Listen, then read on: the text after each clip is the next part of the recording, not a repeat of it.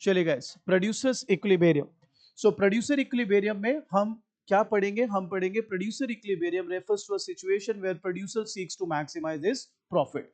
जब consumer equilibrium पढ़ते थे तो हम कहते थे it refers to a situation where a consumer spends his income in such a way that he maximizes his total satisfaction. तो प्रोड्यूसर इक्विलिब्रियम क्या होगा बेटा? Producer equilibrium refers to a situation where a producer strikes a particular combination of price and output where he maximizes his total profits. इसकी दो approaches होती हैं, MRMC approach and TR and TC approach. Modern economics के अंदर 6-7 approach होती है।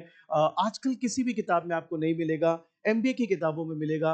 एक बहुत ही शानदार मॉडल होता है इसका, उसको बोलते हैं Baumol, BAUMOL, Baumol sales revenue maximization model. तो उसमें इसका बड़ा यूज होता है, लेकिन आजकल वो इकोनॉमिक्स ऑनर्स में भी नहीं है, बीकॉम ऑनर्स में भी नहीं है, वो सिर्फ एमबीए अगर कोई सर्टेन जगह से आप करें तो वहां मिलेगा। सो उतना डिटेल में तो अब हम जा भी नहीं रहे हैं आपके लिए। हम आपको बेसिक तरीके से सिखाते हैं दो अप्रोचेस प्रोड्यूसर इक्विलिब्रियम की। One is called MR and MC approach, other is called TR and TC approach. Having said that, आपके सिलेबस के हिसाब से सिर्फ एमआर एंड एमसी अप्रोच ही आपके सिलेबस में है, लेकिन मैं दोनों ही अप्रोचेस करा रहा हूं। इन केस आपको आपके टीचर ने कराया हो तो आपको आना चाहिए। दूसरा, आपको कंसेप्चुअली एमआर एमसी जो आपके सिलेबस में है वो और बेहतर समझ आ जाएगा अगर आप साथ ही में टीआर एंड टीसी अप्रोच भी करते हैं। So can we start producers equilibrium? तो सबसे पहले बेटा मैं आपको सिखाता हूं MR and MC approach. MR and MC approach. बेटा MR stands for marginal revenue, MC stands for marginal cost। तो आप कुछ भी अज्यूम कर सकते हैं वैल्यूज। सबसे पहले मैं ये मान रहा हूं कि मैं MRMC अप्रोच कर रहा हूं अंडर परफेक्ट कंपटीशन।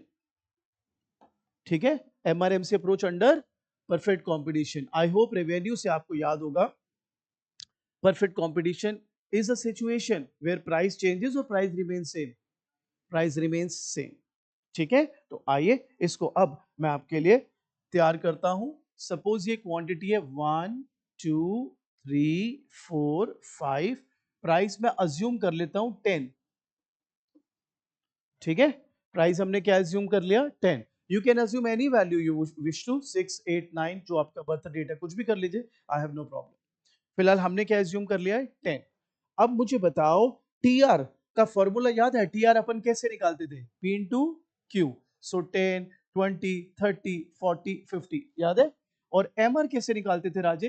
एमआर निकालते थे 10 10 10 10 10। सर मैं भूल गया सर, एमआर कैसे निकालते थे? याद करो, ये फॉर्मूला लगाते थे TRN-1। अगर फिर भी भूल गए, लॉजिक पकड़ में नहीं आ रहा, तो टीआर का डिफरेंस इज एमआर। सर मुझे कुछ प्रॉपर प्रैक्टिकल तरीके से बताओ। तो एमआर की डेफिनेशन क्या थी? इट रेफर्स टू एडिशन में to total revenue when you sell an additional unit of output. आप बताइए, जब जब आप एक्स्ट्रा यूनिट बेचते हो तो 10-10 रुपए में बेच रहे हो, तो आपका जो एमआर है एडिशन टू टीआर वो भी कितना आएगा बेटा? 10 रुपीज। बोलो, यहां तक बात क्लियर? सर आपने तो कहा था एमआर एंड एमसी अप्रोच है। हाँ जी बिल्कुल मैंने कहा था, पर सर आपने अभी कॉस्ट का तो कोई कॉन्सेप्ट यूज किया ही नहीं, अभी करेंगे। पहले बताइए, रेवेन्यू के जो मैंने कॉन्सेप्ट यूज करे उसमें कोई भी डाउट है तो आप प्लीज पूछ लें। All good. आइए अब इमेजिनरी टोटल कॉस्ट का स्केड्यूल ले रहा हूं, 7 17 25। कोई भी वैल्यू ले सकते हैं आप, बस दो बातों का ध्यान रखना है। जैसे जैसे आउटपुट बढ़ेगा, you all know total cost must increase. और दूसरी बात मेरा बच्चा, जो मैंने प्रोडक्शन में सिखाई थी, कॉस्ट में भी सिखाई थी, दैट शुरू में इंक्रीजिंग रिटर्न्स आएंगे। इंक्रीजिंग रिटर्न पॉजिटिव साउंड कर रहा है कि negative? Is it a good thing to have increasing return और bad thing? A positive thing. तो पॉजिटिव थिंग कॉस्ट की सेंस में क्या होगा? कॉस्ट का तेज बढ़ना या कॉस्ट का धीरे धीरे बढ़ना? कॉस्ट का धीरे धीरे बढ़ना, that should be your positive thing. So इसलिए आप देखो, पहले कितनी बढ़ाई है मैंने? 10। फिर कितना बढ़ाया? 8। तो कॉस्ट बढ़ रहा है but at decreasing rate, and that's why I am so sure कि that it is nothing but increasing returns. इसके बाद देखो मैं क्या कर रहा हूं, 35 47। Now don't you think suddenly I have change the gear again? अब मैं कितने से बढ़ा रहा हूं? 10। उसके बाद कितने से बढ़ा रहा हूं? 12। So that implies what I am showing is increasing returns आ गए। क्या आ गए? Increasing returns. अब हम बात कर लेते हैं मार्जिनल कॉस्ट की। ठीक है, सो यहां पर आप लोगों को थोड़ा सा एक क्या कहते हैं, थोड़ा बैक जाना पड़ेगा समझने के लिए। एमसी याद करो क्या था, टीसीएन माइनस वन। एक फॉर्मूला और भी था, TVCN minus TVCN minus one. So on the basis of that आप चाहें, क्योंकि टीवीसी तो आपके पास है नहीं, आप चाहें तो 7 लिख सकते हैं, फर्स्ट यूनिट है और फिक्स कॉस्ट है भी नहीं तो आप नील लिख लीजिए, नो प्रॉब्लम। ये कितना है देखो, ये कितना है, ये कितना है, ये कितना है, ठीक है। अगर मैं 7 भी लिखूंगा कोई प्रॉब्लम उसमें एज सच है ही नहीं। आप कहोगे भाई रीजन दो, आप बताओ मार्जिनल कॉस्ट क्या है, change in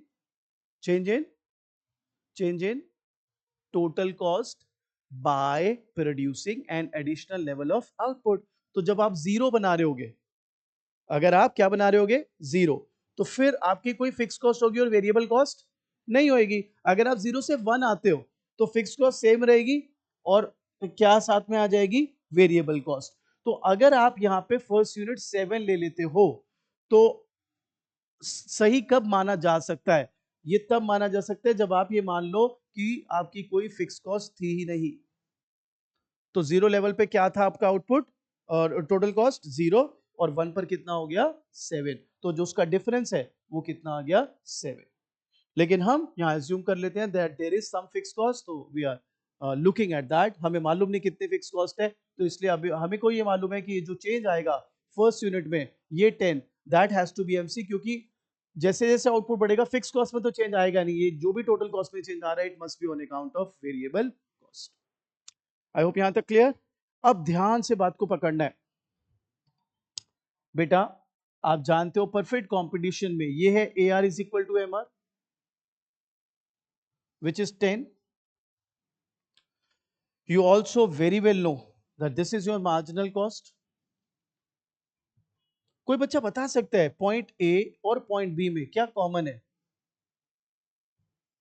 anything which you think it's common between A and B? Yes sir, दोनों का 10-10 की लाइन में है। अच्छा जी, देखो जी ए और बी दोनों में पता है क्या सिमिलरिटी है, here M R seems to be equal to M C. आप यहां देखो M R M C curve intersect कर रहे हैं ना, कर रहे नहीं कर रहे, जहां पर भी दोनों कर्व इंटरसेक्ट करेंगे दे मस्ट बिकम इक्वल। यहां पर भी M R M C intersect कर रहे हैं एक दूसरे को, जहां पर भी इंटरसेक्ट करेंगे they must become equal. So दोनों में कॉमन बात क्या है, that here either at point A और point B you find that M R is equal to M C.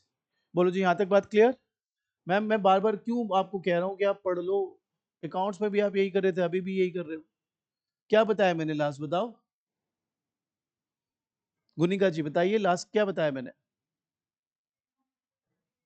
MR is equal to AR and this is Switzerland and you are Queen Elizabeth।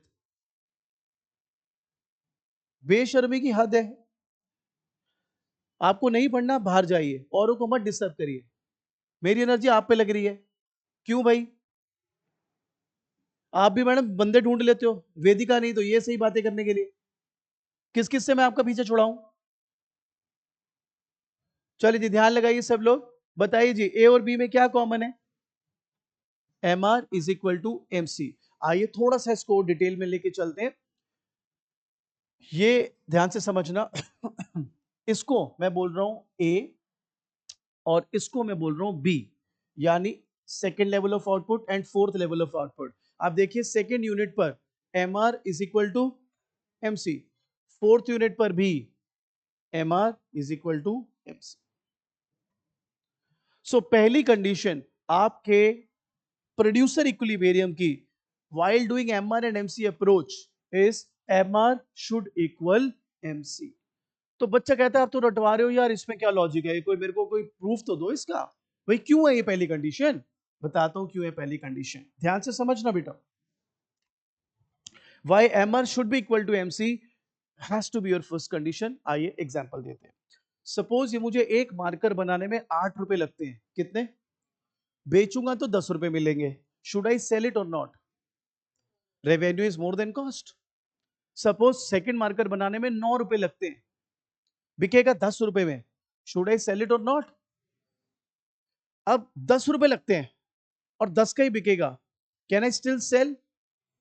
अब 11 रुपए लगते हैं और 10 रुपए में बिकेगा, should I cell. तो सबसे पहला काम एज अ प्रोड्यूसर मुझे देखना है कि मैं तब तक ही बेचूंगा जब तक MR is equal to MC।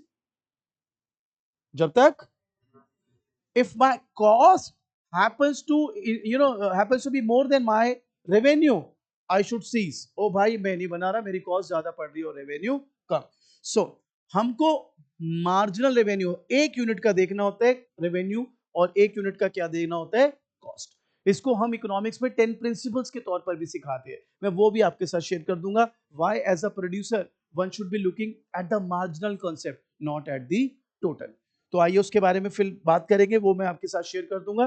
फिलहाल पहली कंडीशन आपके प्रोड्यूसर इक्विलिब्रियम की फिर क्या बनी, MR शुड इक्वल MC। बोलो जी ये बात क्लियर। अब मुझे बताओ दोनों में MR MC बराबर है, बट मैं कहता हूं मेरा producer equilibrium is going to be at point B। Can anybody tell me why?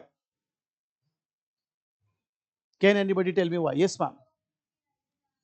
बिल्कुल देखो मैं पहले कंडीशन लिख देता हूं, MC should cut MR from below or MC should be greater than MR after MC is equal to MR। बच्चा कहता है ये क्या बात है, आपने तो कंडीशन लिख दी, समझाएगा कौन? बिल्कुल समझाता हूं। आप बताइए अगर सेकंड यूनिट पे मैं रुक जाऊं, ध्यान से समझना, सेकंड यूनिट पे मेरा MR MC के बराबर है नो डाउट, लेकिन अगर मैं इसके आगे जाऊं तो मेरा MR कितना है, मेरी कॉस्ट कितनी है 8, I should be selling, again ये बराबर है, इसके बियॉन्ड गया तो मेरा MR कितना है और मेरा MC कितना है? No, it will be a big mistake, क्योंकि अगर आप इसके बियॉन्ड गए तो आप देख रहे हो आपका कॉस्ट ज्यादा है और रेवेन्यू कम। So that's the maximum level of output which you as a producer should be selling. So अगर मैं MR एंड MC अप्रोच कर रहा हूं प्रोड्यूसर इक्विलिब्रियम की, सो वहां पर हमने दो ही कंडीशंस को ध्यान रखना है, that A MR should be equal to MC and MC should cut MR from below or MC is greater than MR after MC is equal to MR। Clear? बच्चा कहता है सर थोड़ा कोई प्रैक्टिकल अप्रोच करा दो, थोड़ा बस मजा ही आ जाए, मेरे को ऐसा लगे कि मैं खुद गल्ले पे ही बैठा हूं, दुकान चला रहा हूं, तो मेरे को पता लग जाए कुछ। चलिए ऐसा भी कुछ करते हैं आपके लिए। आप सभी ने एक टर्म सुनी होगी प्रॉफिट, सुना है प्रॉफिट के बारे में? प्रॉफिट का फॉर्मूला होता है total revenue minus total cost, और प्रॉफिट को इकोनॉमिक्स में कुछ किताबें पाई से शो करती है। मैक्रो इकोनॉमिक्स वाली किताबें इसको इन्फ्लेशन से शो करती है, माइक्रो इकोनॉमिक्स वाली किताबें पाई से इसको डिनोट करती है। I am not at all saying कि आप ब्लाइंडली फॉलो करें, I am just trying to convey this information कि कुछ किताबें अगर आप पढ़ें, कोई न्यूज़पेपर पढ़ें, कोई आर्टिकल पढ़ें, या कोई किताब फॉर दैट मैटर सिलेबस की पढ़ें और पाई को प्रॉफिट लिखा हो, तो यू शुड नॉट फील कि यार ये क्या लिखा है। I am just sharing this information with you. कुछ बुक्स प्रॉफिट को किससे डिनोट करती हैं? पाई से, but that does not mean profit is always shown as pi या pi is synonymous with profit। पाई को मैक्रो में इन्फ्लेशन के तौर पर भी यूज किया जाता है। ठीक है जी। फिलहाल अब हम यहां पर वापसी करते हैं। अब आप बताइए total revenue minus total cost. मैं आपके लिए वैल्यूज लिखना शुरू करूंगा, यहां पर मैं कलर चेंज कर देता हूं, इसको इधर लिख देते हैं जी पाई। चलिए 3 बताइए कैसे आया? 10 माइनस 7, ओके 3 कैसे आया? 5 5 3। आपको पता है मेरे बच्चों, यहां पर आपका प्रॉफिट मैक्सिमम है। आई नो आप कौन से, आपके दिमाग में क्या चल रहा है, लड़ाइयां लड़ दी है ना आपको, आइए लड़ाइयां लड़ते हैं। आप सबके दिमाग में पता है क्या चल रहा है? आप बेवकूफ बना रहे हैं। मैंने कहा क्या हुआ सर, ये भी तो 5 है। मैंने कहा क्या कहना चाहता है सर, आप अपने वर्ड्स माइंड करो। आपने कहा ये प्रॉफिट मैक्सिमम है, यहाँ पे तो 5 है वैल्यू। मैंने कहा हाँ यही प्रॉफिट मैक्सिमम है। आप भी गुस्से में आ गए, आपने कहा सर अगर ये 5 है तो ये भी तो 5 है, देन इसको क्यों नहीं मैक्सिमम कह रहे, इसको क्यों मैक्सिमम कह रहे हो? अरे भाई मैक्सिमम उसको कहना है जिसके बाद वैल्यू गिर जाए। ये क्या है वैल्यू, इसके बाद भी क्या वैल्यू है, गिरी क्या? ये कितनी वैल्यू है, इसके बाद क्या वैल्यू है, गिर गई, ये मैक्सिमम कहलाएगा। समझ गए बात? तो आप बताओ ये जो सो कॉल्ड आपकी दो कंडीशन है, जिसपे पहली कंडीशन है MR should equal MC and MC should be cutting MR from below, और MC is greater than MR after MC is equal to MR। Don't you people think if our rational producer follows this particular thing, don't you people think बेटा आपका profit भी यहाँ पर क्या है, maximum. Clear? This is called MR and MC approach. Written में obviously हम notes में से पढ़ेंगे. Conceptually this is how it is. अब मैं आपको सिखाता हूं इसी के अंदर जो अगेन आपको नहीं कराया जाएगा, but it's highly advisable that you do it. इससे आपका दिमाग खुलेगा, कंसेप्ट पे क्लैरिटी और भी गजब की आएगी. सो जो अगली अप्रोच है बेटा, इसको हम कहते हैं टीआर एंड टीसी अप्रोच. तो बेटा सबसे पहला काम ये देखिए, ये है आपका टीआर. कोई बताएगा why it's a straight line? Anybody who can tell us why it is a straight line? Come on. आप परफेक्ट कंपटीशन में है? परफेक्ट कंपटीशन में टोटल रेवेन्यू जीरो लेवल पे जीरो हो जाता और it is rising at a constant rate. That's why it is a straight line. इस approach का नाम क्या है बेटा? TR and. तो मेरे प्यारे बच्चों यहां से आप बनाएंगे टोटल कॉस्ट. ये शेप आपको याद होगा. अगर आप भूल गए हो तो मैं आपको याद दिला देता हूं, नो प्रॉब्लम. याद करो, जब कॉस्ट करते थे तो ऐसे करते थे टोटल फिक्स कॉस्ट, ऐसे करते थे टोटल वेरिएबल कॉस्ट, ऐसे करते थे total cost. This is the same total cost starting somewhere from vertical intercept. यहां तक क्लियर? श्योर? ये अप्रोच अगर आप करोगे you will be a very very among very few once, जो मतलब लाखों लाख लोगों की बात कर रहा हूं जो एक्चुअली में इस कंसेप्ट को सीखेंगे, क्योंकि बाकी सभी लोग एमआरएमसी का रट्टा लगा के भाग जाएंगे. आप डिटेल में जाओगे, कंसेप्ट को पकड़ के लाओगे. अब मैं एक और पैनल बनाता हूं, हालांकि कुछ टीचर इसी में बना देते हैं, आई हैव नो प्रॉब्लम. मैं अलग से बना रहा हूं ताकि साफ दिखे.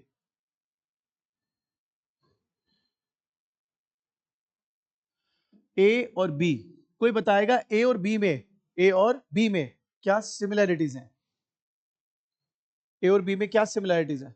कौन कौन से दो कर्व इंटरसेक्ट करे ए और बी पर? तो बेटा दोनों में सिमिलैरिटी पता है क्या है? ध्यान से समझना. दोनों में सिमिलैरिटी ये है कि इन दोनों में प्रॉफिट जीरो है, because T R is equal to TC. Clear ये बात? अब ध्यान से समझना. क्या लगता है आपको ये जो रेंज मैं आपके लिए हाईलाइट कर रहा हूं, या ये रेंज जो हाईलाइट कर रहा हूं, इन दोनों में क्या कॉमन है? ध्यान से देखिए. जो रेंज हाईलाइट करेगी ये रेड मार्कर से, उस पे what do you think is common? Yes sir, TCTR से ज्यादा है. डोंट यू पीपल थिंक अगर टीसीटीआर से ज्यादा है तो आपको लॉस होने वाला है. ये कर्व है प्रॉफिट कर्व. आप देख रहे हो ये लॉस दिखा रहा है, यहां पर भी लॉस दिखा रहा है, और यहां पर जीरो प्रॉफिट दिखा रहा है. ये देखो, ये ए और बी ही है. प्रॉफिट कर्व को हमने नाम क्या दिया है? पाई कर्व. कुछ बुक्स इसको उसमें ही बना देती है, अपर पैनल में ही. हम इसको नीचे बना रहे हैं ताकि साफ सुथरा दिखे. ठीक है? आप क्योंकि अभी छोटे बच्चे हैं, एल्स में मैथमेटिकली आपको यूज करके देता कि यहाँ पे slope of TC is equal to slope of TR. Slope of TC होता है एमसी. फिर भी मैं हल्का फुल्का ट्राई जरूर करूंगा आपके साथ उस कंसेप्ट को समझने के लिए भी. यू मस्ट नो, अभी आप छोटे हो लेकिन मैं वैसे बता दूं, mr is the slope of tr, mr is the and mc is the slope of tc. First derivative बोलते हैं उसको. सो mr is the slope of tr and mc is the slope of tc. आप mathematics में पढ़ते हैं जब भी दो चीजों के स्लोप्स बराबर हो, जब भी दो चीजों के, तो they are parallel to each other. ठीक है? आप चाहें तो मैं ऐसे बना के दिखा देता हूं. ये हमने स्लोप बना लिए होते हैं. ये स्लोप ऑफ टीसी दिखा रहा है यहां पर, ये स्लोप ऑफ टीआर. ये सिर्फ नॉलेज सेक के लिए दे रहा हूं. आप अभी छोटे बच्चे हो, आपको इसमें एडवांस लेवल करना है तो मैं अलग वीडियोस शेयर कर दूंगा. बस मैं थोड़ा सा आपको बता के आगे निकल रहा हूं. रीजन बीइंग आपको मैं कुछ चीज प्रूफ करूंगा इससे. अब देखिए, डोंट यू थिंक यहां पे gap between TR and TC is maximum? बोलो, gap between TR and TC is, अच्छा टीआर टीसी से ज्यादा है इस गैप में या टीसी टीआर से? टीआर टीसी से भाई. टीआर वर्टिकली देख लो, this is TR, this is TC. तो टीआर ज्यादा है कि टीसी? अगर टीआर टीसी से ज्यादा है तो प्रॉफिट होगा कि लॉस? भाई साहब इसको मैं नाम दे देता हूं सी डी. ये है आपका सी डी, प्रॉफिट मैक्सिमम. यहां पे प्रॉफिट मैक्सिमम है आपका, देखो ये प्रॉफिट कर्व में. और जो मैंने बात बोली थी मैं रिलेट कर देता हूं. बेटा इस पॉइंट पर MR is equal to MC है. कैसे sir? Slope of TR was MR. Slope of TC was MC. तो यहां पर आप जिससे लाइन खींच के मैंने अभी बताया था, दोनों के स्लोप्स भी बराबर हो जाएंगे, इसलिए मैथमेटिकली भी प्रूव हो जाता है MR is equal to MC. आप अभी छोटे हो इसलिए उस बात को आप इग्नोर कर सकते हैं. फिलहाल ये तो मानते हो ना कि यहां पर प्रॉफिट मैक्सिमम है. बोलो, यहां पे प्रॉफिट, ये पता है कौन सा यूनिट ऑफ आउटपुट है? यही वाला, फोर्थ यूनिट. यही फोर्थ यूनिट जहां पे आपका प्रॉफिट क्या है? मैक्सिमम. सो आपके सिलेबस के अनुसार we just have MR and MC approach to go with, but again जैसा मैंने आपको बताया, इट्स हाईली एडवाइजेबल कि आप TR एंड TC अप्रोच से भी इसको करें. So you will be a force to reckon with. आपको बहुत अच्छा कमांड होगा टॉपिक पर. क्लियर? बाकी जिसको भी ये अच्छा लगे कि सर हमारे सिलेबस में MR MC अप्रोच क्यों है, TR TC अप्रोच क्यों नहीं है, विद ड्यू रिस्पेक्ट अगर आप किसी टीचर से सवाल करते हैं, वो कहेंगे हमें क्या पता, CBSE ने जो सिलेबस दिया है वो दिया है. 10 साल हो गए जी कटे हुए, 12 साल हो गए जी कटे हुए, फलाना हो गया, ये हो गया, वो हो गया. भाई साहब, इसका एक्चुअल लॉजिक है कि रैशनल प्रोड्यूसर हमेशा मार्जिनल कंसेप्ट के लिए जाते हैं, टोटल कंसेप्ट के लिए नहीं जाते. And if you want to know about more about that details, तो वो भी मैं ग्रुप में एक वीडियो आपके लिए शेयर कर दूंगा, जिसमें हम इकोनॉमिक्स ऑनर्स के बच्चे को समझाते हैं why a rational producer should be going for marginal and should not be going for the total. फिर भी अगर आपके अंदर आप वीडियो नहीं देखना चाहते और 3-4 मिनट अगर आपके पास हैं, तो कैन आई एक्सप्लेन? आपको बोरियत तो नहीं होगी? आपको ये लॉजिक भी पता होगा कि why MR MC approach is in your syllabus, why not TR and TC. You will be a different breed altogether, sir. करूं प्रूफ? करूं प्रूफ? चलो एग्जाम्पल लेते हैं. सपोज एयर इंडिया की एक फ्लाइट है. एयर इंडिया की एक फ्लाइट है, उसमें 300 लोग सवारी कर सकते हैं. कितने लोग? 300. ध्यान से समझना, कितने लोग सवारी कर सकते हैं? 300. सपोज जो फ्लाई का कॉस्ट है, एक बारी सपोज दिल्ली से गोवा जा रही है, तो एक बारी फ्लाई करने का सपोज कॉस्ट पड़ता है 10 लाख रुपीस. कितना पड़ता है? 10 lakh rupees. Suppose air India ने 6,000 रुपए की टिकट लगा रखी है. कितने की टिकट लगा रखी है? 6,000. अब सपोज मैं यहां पे कुछ नंबर्स के साथ आपको समझाता हूं. सपोज 250 सीटें बिकी हैं अभी तक, जबकि कितने बैठ सकते हैं लोग?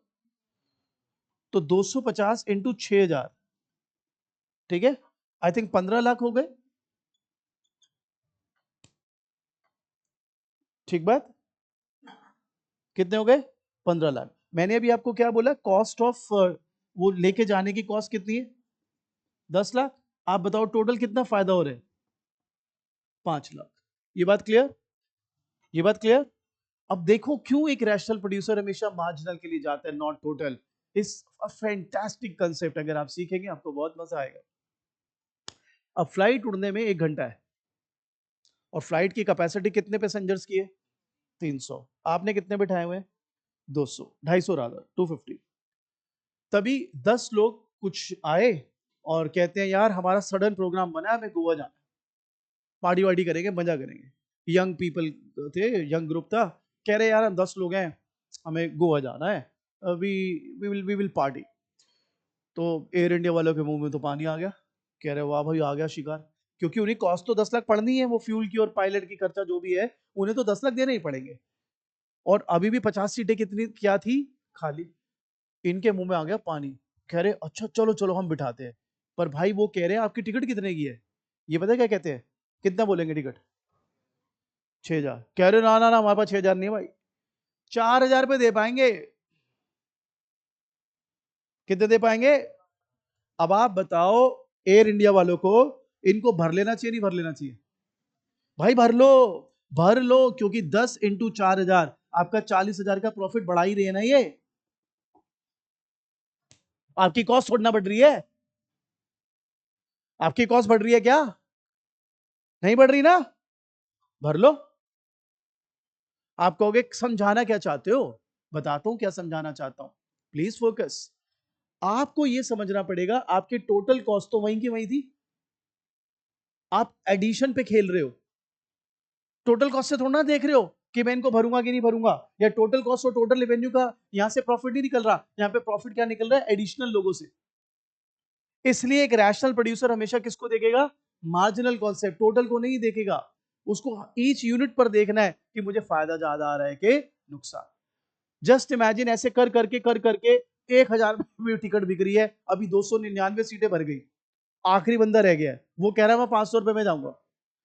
एज अ रैशनल प्रोड्यूसर, मैं ये नहीं कह रहा प्रैक्टिकली आप उसको इन करोगे, but as a rational producer अगर आप उसको इन कर भी दो, क्या फर्क पड़ रहा है? आपके उस एक्स्ट्रा यूनिट से 500 रुपए रेवेन्यू ही आ रहा है, कॉस्ट में कोई इजाफा नहीं। ये बात क्लियर? आओ इस खेल को एकदम चेंज कर देते हैं। अगर सपोज 300 से 301 बंदा बिठाया आपने, 300 से, तो आपकी टोटल कॉस्ट जो कि 10 लाख थी बढ़कर हो जाएगी 10,50,000। ठीक है, अब बताओ कितनी एक्स्ट्रा कॉस्ट बढ़ जाएगी? अब 300 भर गए हैं, एक आया भाई मेरे को अर्जेंट गोवा जाना है भाई, भाई मेरी दादी बीमार है भाई, वो कभी भी जा सकती है भाई, मेरे को जाना ही जाना है, ये पकड़ो तुम्हारे टिकट के 6,000। वो कह रहा है हट है 6,000, बताओ कितने लेंगे? 50,000, क्योंकि उसके एक एक्स्ट्रा ऐड होने से मेरी टोटल कॉस्ट कितनी हो जाने वाली है? 10 लाख। तो मैं उसको ऐड करने में कितने पैसे लगाऊंगा? मैं टिकट कितने की रखूंगा? 50,000। तो don't you think additional unit पे खेल है सारा? ईच एडिशनल यूनिट उसके हिसाब से आप डिसाइड करोगे कि आपका प्रॉफिट बढ़ रहा है या घट रहा है। इसीलिए एमआरएमसी अप्रोच ऑब्वियसली आपको बताई जाती है। अगेन डिटेल की वीडियो मैं आपके साथ शेयर कर दूंगा। अभी जैसे मैंने बताया शॉर्ट में मैं आपको समझा सकता हूं कि क्यों एमआरएमसी अप्रोच के लिए ज्यादा जाया जाता है और टोटल रेवेन्यू और टोटल कॉस्ट अप्रोच के लिए नहीं जाया जाता। Though it's a very good approach to have, लेकिन एमआरएमसी ये देखा जाता है because we are interested in extra unit. Clear? बाकी कुछ और छोटे मोटे इसके प्रिंसिपल्स भी हैं, छोटे मोटे स्कूल ऑफ थॉट्स भी हैं। एक स्कूल ऑफ थॉट ये कहता है कि हम प्राइस के साथ देख रहे हैं, प्राइस एक यूनिट का होता है, इसलिए हमें एक यूनिट के हिसाब से देखना चाहिए कि हमारे एक यूनिट से कितना रेवेन्यू बढ़ रहा है या एक यूनिट से कितनी कॉस्ट। सो और भी बड़े सारे डॉक्ट्रिन्स हैं इसमें, लेकिन जो मेन है वो मैंने आपको कोशिश कराई समझाने का कि why one should be looking at the marginal concept and not the total concept. एक सवाल यहां पर और आ जाता है, फिर हम आपको इसको उतारने का समय देंगे। आपने ये दोनों अप्रोचेस, एमआरएमसी अप्रोच और टीआरएनटीसी अप्रोच, कौन सी मार्केट में किया है? परफेक्ट। आपके सिलेबस में भी परफेक्ट ही है, लेकिन फिर भी कोई टीचर आपको अगर इम्परफेक्ट भी करा दे तो you don't have to worry. अगर इम्परफेक्ट में आ जाए यही वाला, तो मैं थोड़ा जगह का अभाव है तो प्लीज पार्डन मी, तो आप ARMR ऐसे बना दोगे? ठीक है, क्योंकि ARMR उसमें मैंने आपको सिखाया था क्या होता है, डाउनवर्ड स्लोपिंग, और MC ऐसे बना दोगे। तो अगेन ये और ये A और B आपको स्टिल मिल रहा है, और आपका जो प्रॉफिट मैक्सिमम होगा वो किस पर होगा? B। अगेन क्योंकि यहाँ पे not only MR is equal to MC but MC is cutting MR from below. बच्चा कहता है TRTC में क्या फर्क आएगा? वेल TRTC में ना सिर्फ अपर पैनल में फर्क आ जाएगा, वो भी क्या, यहां पर ध्यान देना, टोटल रेवेन्यू ऐसा बनेगा और टोटल कॉस्ट ऐसा। याद करो टोटल रेवेन्यू उसमें लीनियर नहीं था, आपने TRMR का रिलेशन भी किया था, if you remember imperfect competition, ऐसा नहीं बनाया था आपने? याद करो TRMR, याद आया? याद आया? तो फिर यहां पर TR की शेप चेंज हो जाएगी बस, बाकी वही रहेगा। ये रहा आपका A, ये रहा आपका B, और ये रहा आपका मैक्सिमम प्रॉफिट।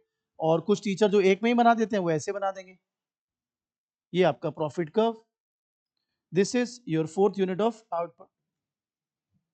तो इसके थ्रू हमने ये भी देख लिया प्रॉफिट एक में भी बना सकते हैं, प्रॉफिट कर्व अलग अलग पैनल में भी बना सकते हैं। आई होप क्लियर सबको ये? पक्का? बुक में निकालिए पेज नंबर 176।